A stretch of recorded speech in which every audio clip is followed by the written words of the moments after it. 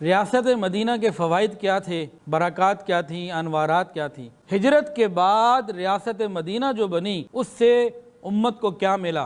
ہجرت مدینہ سے بے شمار فوائد حاصل ہوئے ریاست مدینہ کو۔ کیا مطلب؟ ہجرت کے بعد مسلمانوں کو ایک مضبوط اور مستحکم مرکز نصیب ہوا۔ دنیا نے حق اور باطل کا فرق جو ہے وہ مشاہدہ کر لیا، اس لیے ہجرت جو ہے فرقان عظیم ہے۔ ہجرت کے بعد جب ریاست مدینہ بنی تو اسلامی شعائر کی ادائیگی ممکن ہوئی جو مکہ میں نہیں ہو پا رہی تھی۔ مسلمانوں کو ریاست مدینہ میں مسلمانوں کو عبادت کی آزادی ملی۔ ریاست مدینہ میں مسلمانوں کو دینی تعلیم، تربیت اور دین پڑھنے پڑھانے اور سیکھنے سکھانے کا بھرپور سازگار ماحول ملا۔ یہ ریاست مدینہ کی بنیادی چیز ہے کہ دینی تعلیم، دینی مزاج، دینی تربیت اور دینی تعلیم و تعلم، پڑھنا پڑھانا جو ہمارے مدارس ہیں، یہ ریاست مدینہ کی بنیادی چیز ہے، بنیادی ستون ہے۔ ریاست مدینہ جب بنی تو اہل اسلام نے سکون کا سانس لیا، اس سے پہلے پریشانیاں تھیں۔ ریاست مدینہ جب بن گئی، اسلامی معاشرت کے خد و خادال نمایاں ہوئے، اسلامی تہذیب کی مکمل شناخت واضح ہو گئی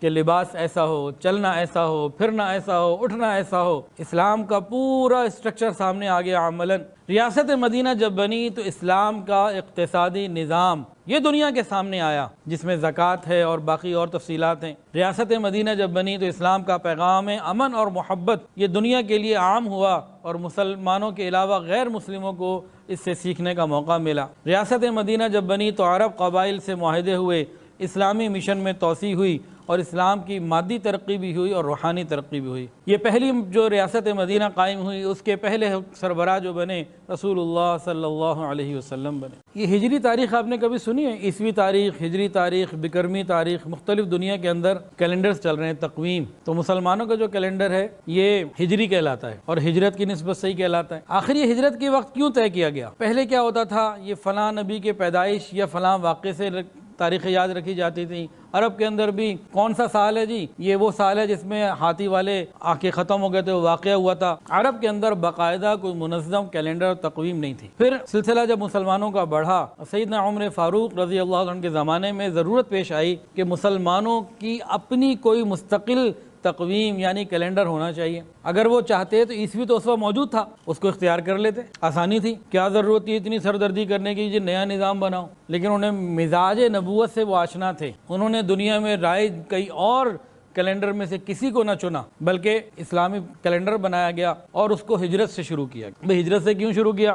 ایک سوال۔ جب صحابہ کا بورڈ بیٹھا، مشورے ہونے لگے، ایک مشورہ یہ آیا جی فتح مکہ سے شروع کیا جائے، وہ بڑا عظیم دن ہے، مکہ ہی فتح ہو گیا۔ ایک آیا جی پہلی وحی سے شروع کی جائے، کہ معاملہ تو شروع وہاں سے ہوا تھا۔ ایک آیا کہ نبی علیہ السلام کی پیدائش سے شروع کیا جائے، جیسا عیسیٰ علیہ السلام کی پیدائش سے بقول ان کو پتہ، ان کو بھی اتنا صحیح کوئی نہیں ہے، بہرحال لیکن نسبت وہی ہے پیدائش کی۔ ایک آیا جی بدر سے شروع کیا جائے۔ بدر تو جناب پہلا موقع ہے کہ کفر اور اسلام کے اندر اتنی بڑی معاملے کی بات آئی۔ کسی نے کہا صلح حدیبیہ سے کیا جائے، کسی نے کہا نبی علیہ السلام کے پردہ فرما جانے والی جو بات ہے آخری وقت کی، اس سے شروع کیا جائے۔ تو ہجری جو شروع کرنا تھا نا، بہت سارے واقعات آئے۔ صحابہ کرام کون تھے؟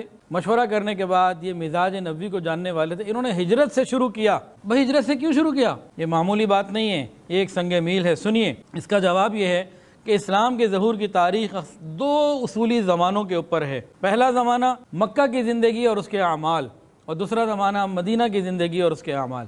پہلا زمانہ غار حرا کے اعتکاف سے شروع ہوتا ہے اور غار ثور کے قیام پہ مکمل ہوتا ہے، اور دوسرا زمانہ غار ثور سے شروع ہو کر فتح مکہ پہ جا کے پورا ہو رہا ہے۔ اور جتنی باتیں بھی آپ نے سنی کہ مسلمانوں کو ریاست مدینہ میں کیا کیا کچھ ملا، اس سب کی بنیاد اور سنگ میل کیا چیز ہے؟ ہجرت کا واقعہ۔ اب یہاں آپ کو دل چیرنے والی ایک بات بتا دوں، کافی پرانی بات ہے۔ ایک دن اخبار میں پڑھا کہ کراچی کے ایک اسکول میں مسلمان بچوں کو یہ پڑھایا گیا ہجرت کے واقعے کو، نعوذ باللہ نعوذ باللہ نعوذ باللہ، کہ محمد صلی اللہ علیہ وسلم کا مکہ سے فرار۔